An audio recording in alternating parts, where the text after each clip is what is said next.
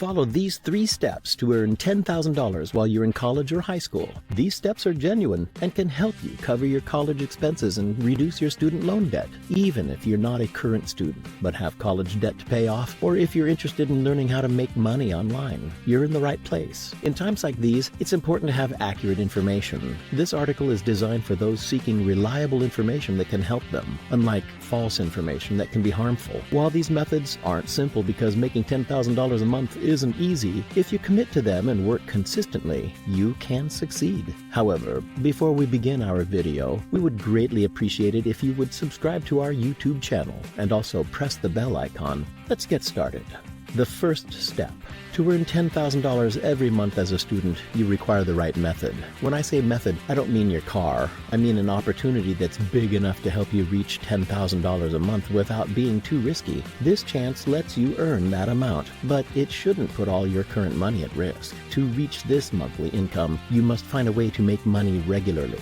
The only path to achieve this is by beginning a business. You need to start a business that offers services. If you're beginning a business that offers services, you must offer a valuable service that your clients will be happy to pay a lot for each month. If you can't dedicate time to provide the service yourself, you have another option. You can hire someone from a country where people aren't paid a lot for similar work. This lets you use their time to offer services to your clients. You'll connect these workers to clients and keep the money that's left after paying your employee for their work.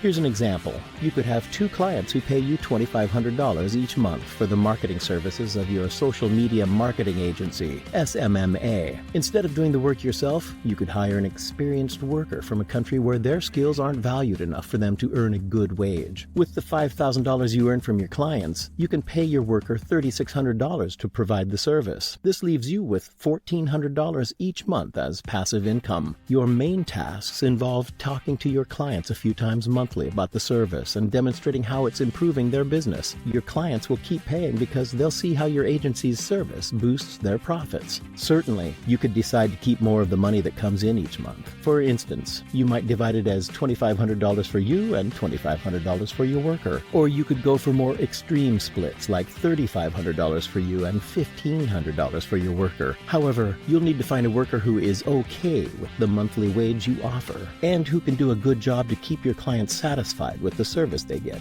It's important to compare the amount you're paying your worker with the cost of living in their country, using their currency as opposed to the US dollar. The great thing about this business is that you won't lose money and you don't need any initial investment. Your task is to locate clients interested in your service and find a worker who can provide that service to your clients. But why would these clients agree to pay me such a large amount for the services my business offers them? The clients you'll be reaching out to are already successful companies. This means they earn a lot of money, and investing a few $1,000s in services that can bring them more customers and more earnings isn't a significant expense for them. As a result, you'll receive thousands of dollars for providing a service that helps them earn even more thousands of dollars. It's a beneficial situation for both sides. In fact, it's so beneficial that you won't even have to do the work yourself to earn the monthly money. You can delegate the tasks to your employees who are ready to handle them. This business approach isn't unfair at all. Your worker will actually be content because they'll earn more money by working for your agency than if they were employed by a company in their own country,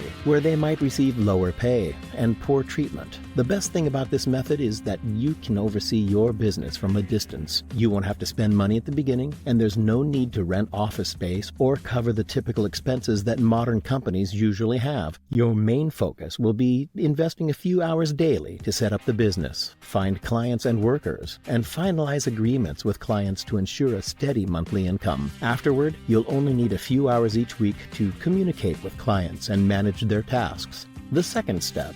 It's important to extend your time frame. You won't earn $10,000 right away when you begin this business approach. You must practice patience, maintain consistency, and put effort into your business tasks. Running your own business is quite challenging, but it can be very rewarding. Just look at well-known business owners. Every successful business person began by working harder for less money than they could have earned from an easier job with a steady salary at a company. The key to their success is that their business's profits increase over time, leading to higher earnings earnings for them. You might begin by making just $2,500 per month while working 40 hours a week. As time goes on, you could see your income grow to $5,000 per month, requiring 70 hours a week. Eventually, with your business established, you could even reach the point of earning $10,000 or even $25,000 per month, all while working fewer hours than you did when you started your business. The third step.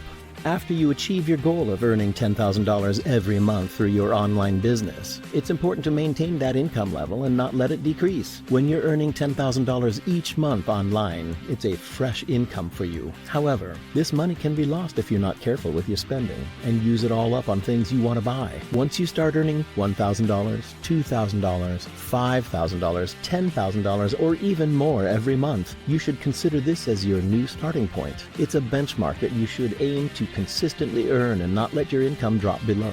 This idea is your stability anchor. If your income drops from $1,000 to $850 per month, you won't consider it as the new normal. Instead, you'll work hard to restore your original baseline to $1,000 per month. Once you reach your desired monthly income, whether it's $2,500, $5,000, or $10,000, you should adopt it as your financial foundation. This way, you'll maintain a steady income and be prepared to achieve even higher goals in the future.